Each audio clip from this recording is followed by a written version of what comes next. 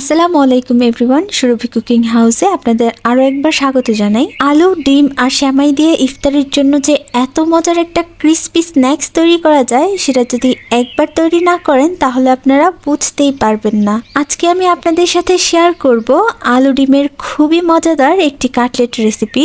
কোনো রকম মাংস ছাড়াই আলু ডিমের এই কাটলেটটি খেতে দারুণ মজার হয়েছে, আর এই ইফতারটি বানাতে সময় খুবই কম লাগে। চলুন তাহলে দেখে নেই। এইখানে আমি 4টা বড় সাইজের আলু সেদ্ধ করে নিয়েছি। এবার গরম থাকা অবস্থাতেই এগুলোকে ভালো করে ম্যাশ করে নেব। আলুটা একদম স্মুথলি ম্যাশ করতে হবে, যাতে দানা দানা না থাকে সেটা খেয়াল রাখতে হবে। এই পর্যায়ে আমি দিয়ে দিচ্ছি ধনিয়া পাতা কুচি 1 টেবিল চামচ, 2 টেবিল চামচ পেঁয়াজ কুচি, 1 চা চামচ কাঁচামরিচ, বেরেস্তা দিয়ে দিচ্ছি 2 চা চামচ, আধা চা চামচ পরিমাণ চিলি ফ্লেক্স দিলাম, আধা চা চামচ কালো গোলমরিচের গুঁড়া, 1 চা চামচ দিয়ে দিলাম চাট মশলা, আধা চা চামচ আদা গুঁড়া আর আধা চা চামচ রসুন গুঁড়া দিয়েছি, আধা চা চামচের মতো লবণ দিয়ে দিয়েছি। পরিমাণটা বুঝে তারপর লবণটা ব্যবহার করবেন। আলু সিদ্ধতে লবণ দিয়েছিলাম তাই কম করে দিলাম। এবার সবগুলো উপকরণ একসাথে ভালো করে মিশিয়ে নিয়ে এবার 2টা ডিম এভাবে একটু গ্রেট করে দিয়ে দিচ্ছি। ডিম 2টা গ্রেট করে দেওয়া হয়ে গেলে এবার আরেকটু মিশিয়ে নেব। এবার আলতো হাতে একটু মিশাবো। সবকিছু একসাথে যখন মেশানো হয়ে যাবে তখন এর থেকে অর্ধেকটা আলুর পুর আমি নিয়ে নেব।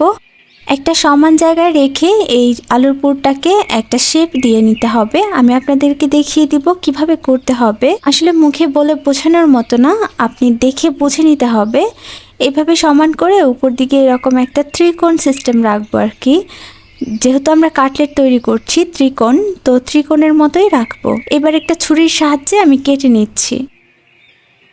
ছুরি দিয়ে জাস্ট শেপটা দিয়ে নিয়ে এবার হাতে নিয়ে প্রত্যেকটা টুকরো এভাবে একটু সমান করে নিব। এই তো আমাদের কাটলেটগুলো রেডি হয়ে গেছে। সবগুলো কাটলেট এভাবে বানিয়ে নিয়েছি। এবার একটা প্লেটে আমি একটা ডিম নিয়ে নিচ্ছি। ডিমের মধ্যে একটুখানি কালো গোলমরিচের গুঁড়া আর একটুখানি লবণ দিয়ে ডিমটাকে ভালো করে একটু ফেটিয়ে নিব।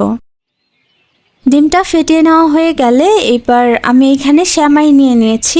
জর্দা সেমাই যেটাকে বলে, মানে লাল সেমাই, সেটাকে আমি ছোট ছোট করে একদম ভেঙে নিয়েছি। এবার একটা কাটলেট এইভাবে ডিমের মধ্যে গড়িয়ে নিয়ে তারপর সেই সেমাইয়ের মধ্যে গড়িয়ে নিতে হবে। এই কাজটা কিন্তু খুবই সিম্পল আর খুবই সহজ। এটা যে কেউ পারবেন। দেখুন খুবই সহজে করছি আমি।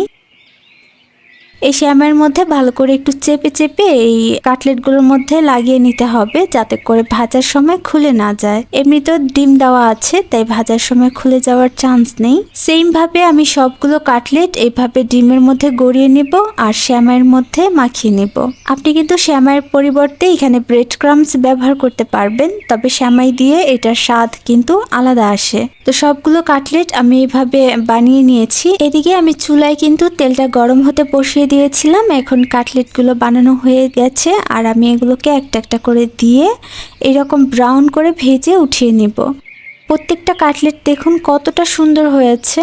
এটা উপর থেকে একদম ক্রিস্পি আর ভিতরে কিন্তু খুবই ফ্লেভারফুল আর খুবই মজার আলু ডিমের যে পুরটা সেটা। এটা বানানো খুবই সহজ। আপনি ঝটপট 10 মিনিটের মধ্যে আমার মনে হয় বানানো হয়ে যায়, শুধু আলু আর ডিমটা সেদ্ধ থাকলেই হয়। তো আপনি চাইলে আলু ডিমটা আগে সেদ্ধ করে নিতে পারেন, তারপর 10 মিনিটে এটা তৈরি করে নিতে পারেন। এই স্ন্যাক্সটা দেখতে এতটা আকর্ষণীয়, আপনি যখন বানিয়ে টেবিলে রাখবেন সবার চোখ কিন্তু এটার মধ্যেই থাকবে আর খেতেও ভীষণ মজার। সবসময়ের মতো আজকের রেসিপি ভালো লাগলে আমার চ্যানেলটি সাবস্ক্রাইব করতে ভুলবেন না। আজকে এখানেই বিদায় নেব।